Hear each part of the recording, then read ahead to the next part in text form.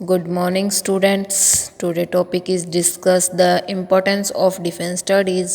जैसा कि हमने डेफिनेशन में डिस्कस किया डिफेंस स्टडीज की इम्पोर्टेंस क्या होती है।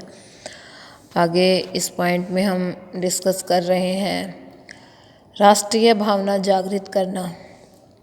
फर्स्ट पॉइंट है राष्ट्रीय भावना जागृत करना। जब हम कोई चीज़ को पढ़ते हैं, समझते हैं, तो उसके प्रति हमारी समझ और अच्छी होती है और बढ़ती है।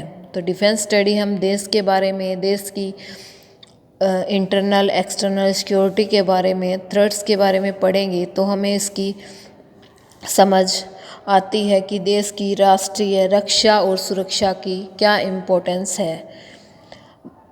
राष्ट्रीय रक्षा और सुरक्षा देशभक्ति की भावना से और अच्छे तरीके से इम्प्लीमेंट होती है। रक्षा अध्ययन द्वारा देश के प्रति हमारे क्या कर्तव्य हैं तथा समाज में रहकर मातृभूमि की रक्षा किस प्रकार की जानी चाहिए तथा स्वयं को एक आदर्श सैनिक के रूप में प्रस्तुत करने का अवसर प्राप्त करते हैं। आज का विद्यार्थी कल का जिम्मेदार नागरिक और सैनिक बनकर सुरक्षा हित के मुद्दे को गहराई से समझ सकता है, इसलिए इसकी इम्पोर्टेंस और बढ़ जाती है। नेक्स्ट पॉइंट है कुशल नेतृत्व क्षमता प्रदान करना। युद्ध संचालन की पद्धति और प्रक्रिया अब राजनीतिज्ञों का मुख्य विषय बन गया है, क्योंकि सबसे बड़े सशस्त्र आणविक हथियारों का नियंत्रण एवं प्रयोग राजनीतिज्ञों के हाथों में है, न कि सैनिकों के हाथों में।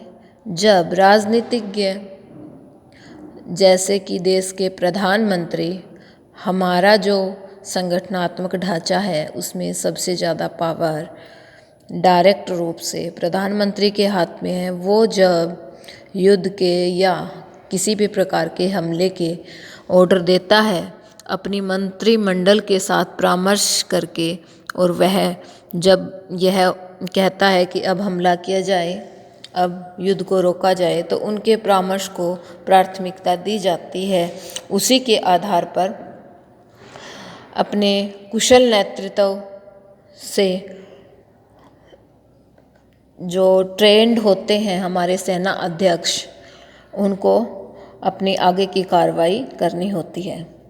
नेक्स्ट पॉइंट है रक्षा व्यवस्था की जानकारी प्राप्त करना। कैप्टन BN मालवियान ने लिखा है कि हम युद्ध को तब तक नियंत्रित और सीमित तथा या व्यवस्थित नहीं कर सकते जब हम युद्ध के स्वभाव लक्ष्यों को नहीं समझ सकते।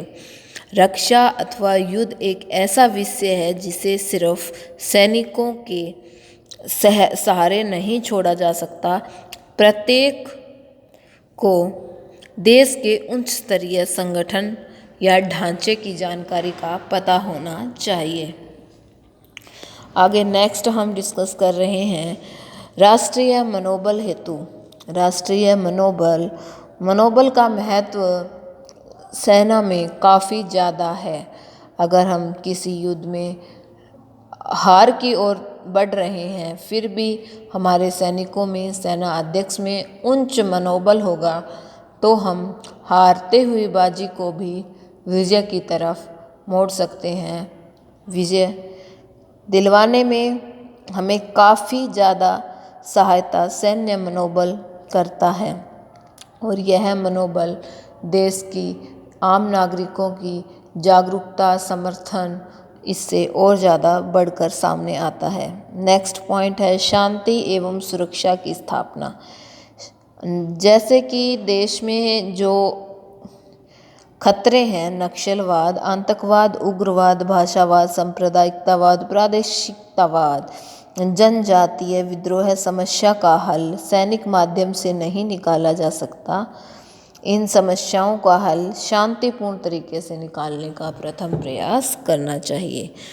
आगे नेक्स्ट है युद्ध की रोकथाम में। युद्ध के रोकथाम में जैसे कि हमने डिस्कस किया था, कैप्टन लीडल हार्ट ने कहा था कि अगर आप शांति चाहते हो तो युद्ध को समझो। युद्ध को समझने का अर्थ, हमारा अभिप्राय यह है कि युद्ध क्यों किया जा रहा है, इसका हल अगर शांतिपूर्ण तरीके से निकाला जाए तो जान माल की हानि कम होगी, क्योंकि युद्ध में ना कि शत्रु का नुकसान होता है, विजय राष्ट्र के भी जान और माल की हानि अवश्य होती है।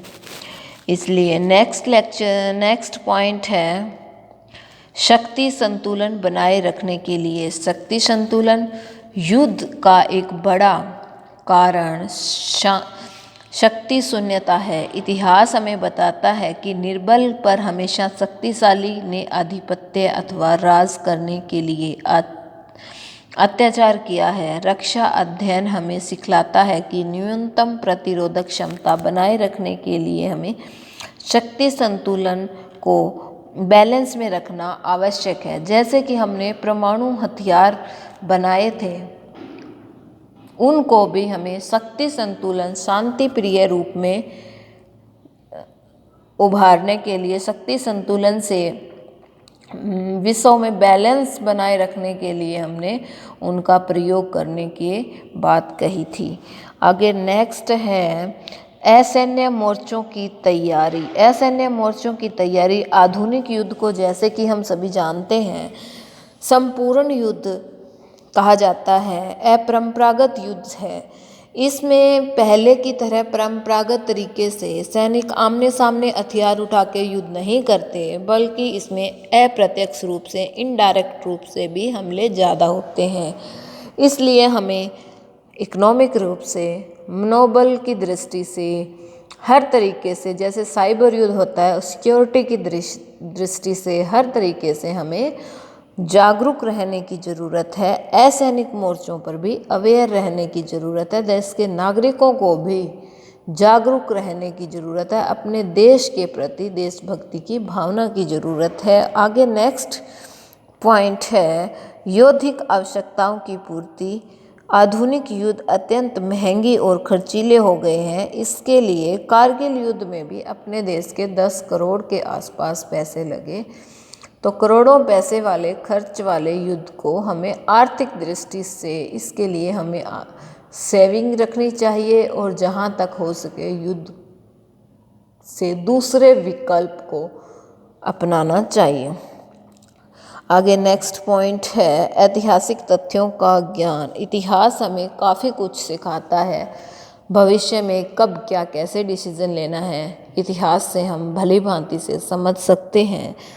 तो रक्षा अध्ययन द्वारा हमें ऐतिहासिक तथ्यों के बारे में जानकारी प्राप्त होती है। वैसे तो हम इतिहास विषय से भी ऐतिहासिक तथ्यों का ज्ञान होता है, लेकिन रक्षा अध्ययन सैन्य के संदर्भ में ऐतिहासिक तथ्यों का संपूर्ण जानकारी हासिल करने का सुअवसर मिलता है। ओके, धन्यवाद स्टूडेंट्स, मिलते हैं नेक्स्ट।